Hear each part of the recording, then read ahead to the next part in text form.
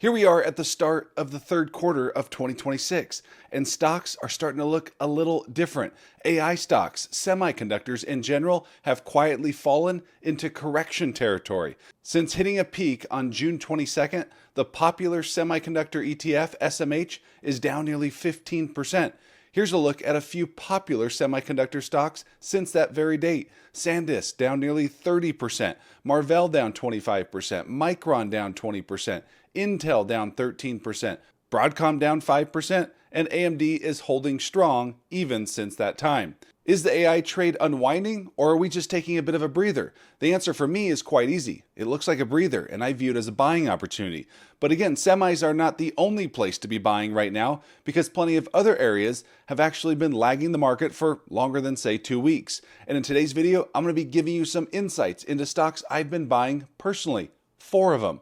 One of the questions I get asked almost more than any other is, if you had fresh cash to invest today, Mark, where would you put it? Well, in today's video, I'm going to answer exactly that. These aren't necessarily the 4 cheapest stocks in the market, and they're certainly not the 4 most talked about stocks on Wall Street. These are simply 4 businesses that I believe have exceptional long-term potential, outstanding management teams, and multiple catalysts that could drive earnings growth higher in the coming years. And I happen to think the valuations are compelling.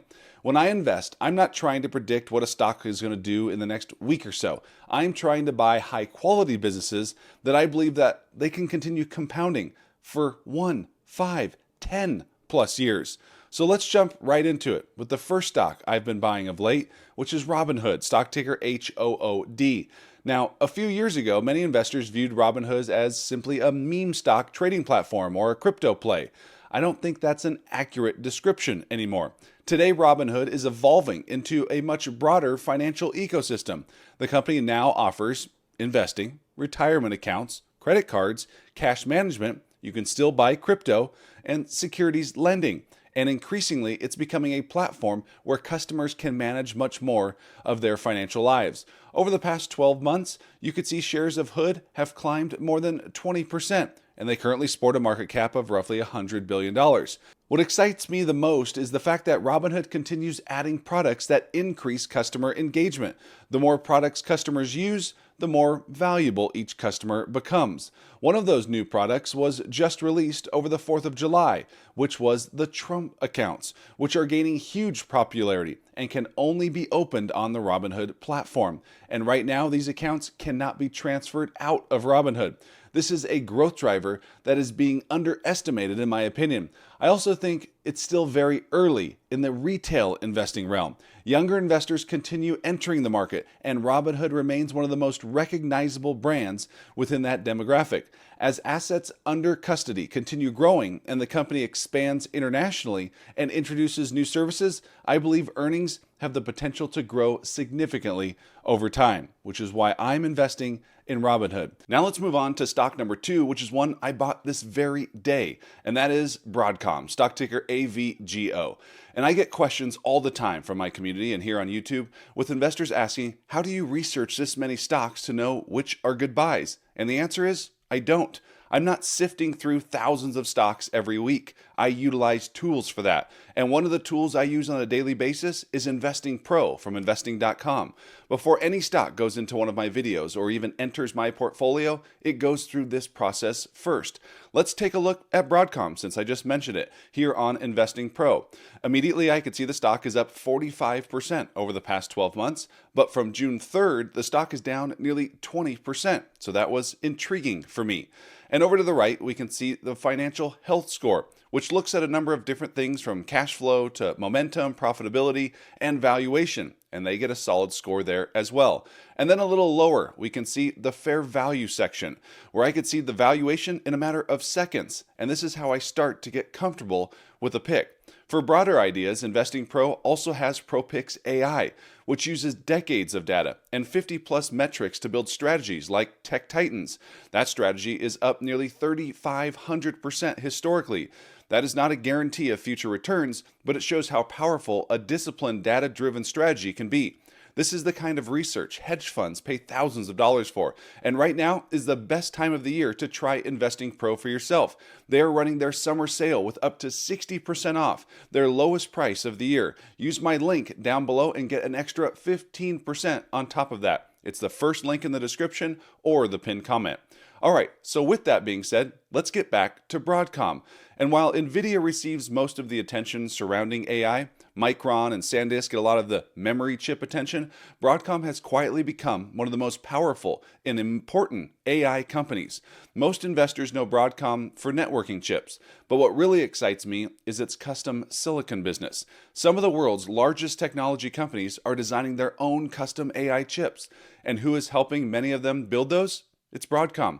We are talking about the likes of Alphabet, Meta, OpenAI, Amazon, Microsoft, all partnering with Broadcom, some more than others, to build custom AI chips.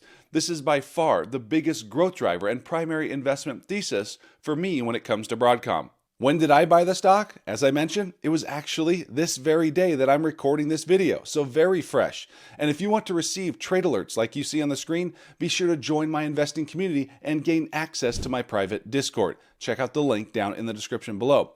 But getting back to Broadcom, this is a company that has not only built strong relationships, but relationships with some of the biggest companies in the world. The company has relationships with hyperscalers that are investing tens of billions of dollars, hundreds of billions of dollars in some cases, into AI infrastructure every year.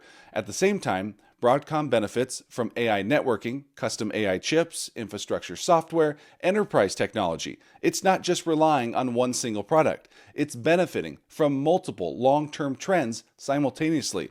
To me, Broadcom is becoming one of the most important infrastructure companies in the AI ecosystem. Now, jumping back here with the help of Investing Pro, we can see that analysts have an average 12-month price target of nearly $525 per share, which is implying roughly 40% upside from current levels. Now let's get on to stock number 3, which is a stock I have been telling those in my community to buy ever since it dropped below $100 per share. And that stock is ServiceNow, stock ticker NOW. This isn't the flashiest AI company, but it is a mission-critical software company. No, AI is not replacing it, AI is enhancing it. And it may become one of the biggest beneficiaries of enterprise AI adoption. In recent weeks, we have seen upgrades from the analyst community when it comes to ServiceNow, where they have highlighted the attractive valuation as well as the near-term AI execution when it comes to ServiceNow.